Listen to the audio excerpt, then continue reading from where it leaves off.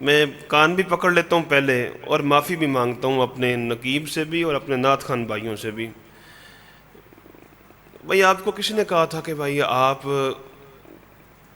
یہ کہیں کہ 2 منٹ میرا آخری شعر ہے یہ یا میری آخری بات ہے؟ کسی نے آپ سے ڈیمانڈ تو نہیں کی تھی؟ جب آپ مسجد میں کھڑے ہو کہتے ہیں یہ میرا آخری شعر ہے، اس کے بعد پھر آپ 6 شعر پڑھ دیتی ہیں، تو وہ پھر آپ کا آخری شعر تو نہیں نہ ہوتا. آپ مسجد میں کھڑے ہو کے نبی پاک کی پاک محفل میں جھوٹ بول رہے ہیں، آپ کی بات میں کیسے تاثیر پیدا ہوگی؟ جب کوئی بندہ کھڑا ہوتا ہے پیسے پھینکنا شروع کرتا ہے ہماری شعر کی، جو ہماری نعت ہے، ہمارا بیان ہے، ہماری مولویوں کی تقریریں ہیں، جب ہم نے ہی بنیاد ہی جھوٹ پہ رکھی ہے تو ہماری بات میں کیا تاثیر ہوگی؟ بھئی یہ محفل میں آنے کا اگر میرا مقصد ہی صرف قاری صاحب سے دال روٹی تھا تو میں نے بھی رات کے 2-3 گھنٹے گزارنے ہیں، آپ نے بھی گزارنے ہیں. بھئی اس جب بندہ کوئی ایکسٹرا کام کرتا ہے تو پھر اللہ تعالیٰ سے کوئی ایکسٹرا چیزیں اس کو ملتی ہی ملتی ہیں.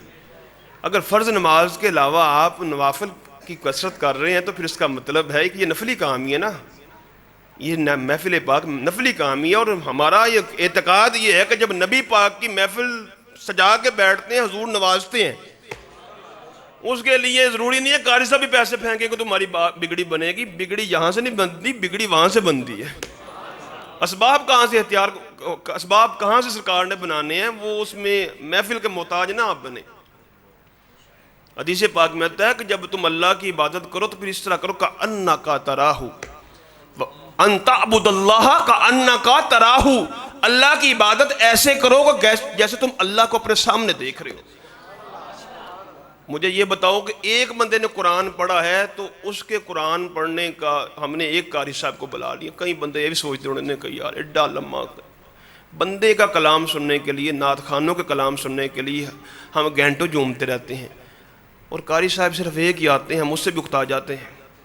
اپنے آپ سے خود علم وہ ہے، جو شعور وہ ہے جو آپ کے مزاج میں انصاف پیدا کرے. آپ داڑھی بھی رکھ لیتے ہیں، ساری زندگی نمازیں بھی پڑھتے ہیں، پگڑی بھی پہن لیتے ہیں، آپ کا اندر منصف نہیں نہ بنا تو آپ اچھے انسان نہیں ہیں. آپ کے اندر سچائی کا جذبہ اگر بیدار نہیں نہ ہوا، یہ سب کچھ ہونے کا جو اصل مقصود تھا وہ کیا تھا؟ ہر چیز کی شریعت نے پرائرٹیز بیان کی ہیں نا، ترجیحات بیان کی ہیں. تو نماز کی کیا ترجیح شریعت نے بیان کی ہے؟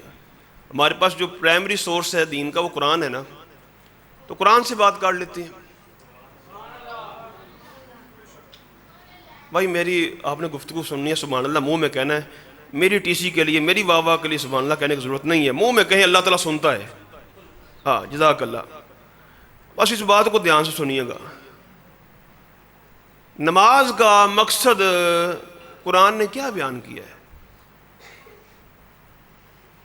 ان الصلاۃ تنہا عن الفحشاء والمنکر، نماز بندے کو بے حیائی اور برے کاموں سے، بندہ 5 وقت نماز بھی پڑھتا ہو، موبائل پہ گندگی دیکھتا ہو، تنہائیاں گندی ہوں، بازار میں گندگی ہو، سوچوں میں گندگی ہو، نماز کا مقصد تو پورا نہیں ہوا. ایسی نماز جو بندے کے اندر گندگی ختم نہ کرے، انسان کو اندر سے اس کی نفسیات میں، طبع میں، طبیعت میں، مزاج میں نیکی کا جذبہ اگر نیا بیدار ہو، ایسی نماز کے بارے میں کریم آقا صلی اللہ علیہ وآلہ وسلم فرمایا لم یزد من اللہ تعالی الا بعدا. جی جناب، اس کا مطلب یہ ہے، علماء کو تو پتہ ہے، میں ایک طالب علم ہونے کی حیثیت سے عرض کرنے لگا ہوں کہ حدیث پاک میں ہے کہ لم یزد من اللہ تعالی بعدا، ایسی نماز جو انسان کو بے حیائی اور برے کاموں سے نہیں روکتی، وہ نماز بندے کو اللہ کے قریب کرنے کی بجائے اللہ سے اللہ بعدا مزید دور کر دیتے. کیوں؟ اس کے پیش نظر مقصد نہیں تھا. ہم 3 طرح کے لوگ یہاں پہ بیٹھے ہیں، آنکھیں بند کر کے ہم تینوں اپنے گریبان پہ جھانکتے ہیں. ایک ہم وہ لوگ ہیں جو مہمان آئے، علماء، نعت خان، نقیب. ایک وہ لوگ ہیں جو آپ سننے آئے ہیں، محلے دار، علاقے کے لوگ. ایک وہ لوگ ہیں جو محفل کرا رہے ہیں، قاری صاحب، انتظامیہ. ہم تینوں دیکھیں کہ ہماری محفل کرانے کا مقصد کیا تھا، ہمارے آنے کا مقصد کیا تھا. آپ سوچیں آپ کے بیٹھنے کا مقصد کیا ہے؟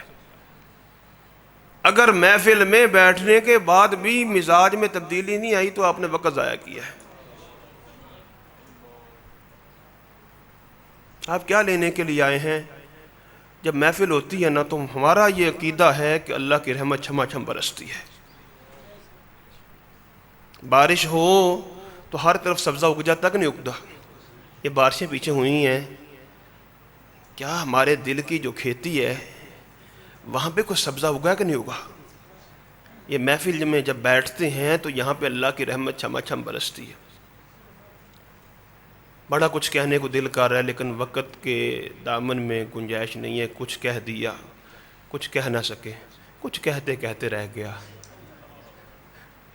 بڑا کچھ ہے دل میں کہنے کو، لیکن چونکہ مجھے اچانک حادثاتی طور پہ جناب نے کہا کہ سرکار آپ کو بڑا کہتے ہیں، آپ ہمارے پاس تشریف لائیں، آپ ہمارے لیے ٹائم نہیں نکالتے. تو اتفاقاً یہ پچھلے ہی ہفتے والے دن میرے پیپر ہوئے ہیں پی ایچ ڈی کے، تو میں تھوڑا فری تھا یہ ہفتہ. تو میں نے کہا اتنی محبت سے درویش آدمی دعوت دے رہے ہیں تو میں نے کہا انشاءاللہ میں حاضر ہو جاؤں گا. اب منہ سے نکالا تو پھر جمعہ پڑھ کے بجائے گھر جانے کے میں پھر اسی طرف رخ کیا.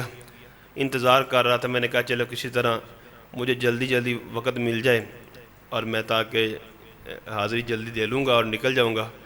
یہاں پہ آ کے پھر کچھ ایسے شخصیات، ایسے چہرے دیکھے، کچھ ایسی باتیں دیکھیں تو پھر میرے دل میں آیا کہ یار بجائے آج روایتی تقریر کرنے کے کوئی ایسی بات کر لیں، شاید کسی ایک بندے کے دل میں کوئی فکر بیدار ہو جائے. تو یہ جدت سے ان چیزوں سے نکلیں، آپ حقیقت کی طرف آئیں، اپنے مزاج میں سنجیدگی پیدا کریں، ان محافل کا مقصود سمجھیں. اگر ہم محفلیں کرنے والے پیسوں کے لیے کر رہے ہیں تو پیسے مل جائیں گے، وہ نہیں ملے گا. آپ کروانے والے علاقے میں اپنی پی آر بڑھانے کے لیے محفلیں کرا رہے ہیں، لوگوں کو بات چل جو قاری صاحب نے بڑی محفل کرائی ہے، تو قاری صاحب کو پی آر ہی ملے گی، وہ نہیں ملے گا. اور آپ سننے والے صرف چاولوں کی پلیٹ کے لیے آئے ہیں تو پھر چاولوں کی پلیٹ ہی ملے گی آپ کو، وہ نہیں ملے. ہر بندے کو اپنی اصلاح کی ضرورت ہے، اور جتنی انسان خود اپنی اصلاح کر سکتا ہے کوئی اس کی اصلاح، کیونکہ مجھے پتہ کہ میرے اندر کس طرح کا انسان بستا ہے. اپنی تنہائیوں کو پاک کریں. اور میرے جو میں نے کان بھی پکڑے ہیں، پھر دوبارہ معذرت کر لیتا ہوں اپنے نعت خانوں سے. خدا کا نام ہے کہ آج آپ بھی کچھ سیکھ کے جاؤ. آئندہ منہ سے نکالو نہ کہ میرا آخری شعر ہے تو اس کے بعد آپ ایک لفظ نہ بولو. نقیب بولے نا کہ میں ایک شعر پڑھنے لگا تو اس کا ایک شعر کا مطلب ہوتا ہے جس میں 2 مصرے ہوں. 4 جب شعر ہوں تو اس کو ربائی بولتے ہیں. جب آپ 10 مصرے بول کے کہیں گے میرا ایک ہی شعر نہیں پورا ہو رہا ہے، پھر آپ مسجد میں کھڑے ہو کے جھوٹ بول رہے ہیں. لوگ تو بیچارے کچھ نہیں بولنے کے مجبور ہیں، لیکن اللہ تو دیکھ رہا ہے نا. اس لیے مزاج میں سنجیدگی پیدا کریں. اللہ تعالیٰ آپ پر مجھے عمل کرنے کی توفیق عطا فرمائے، اور اللہ تعالیٰ اس مسجد کو آباد فرمائے. اللہ تعالیٰ آپ کی محفل کو اپنی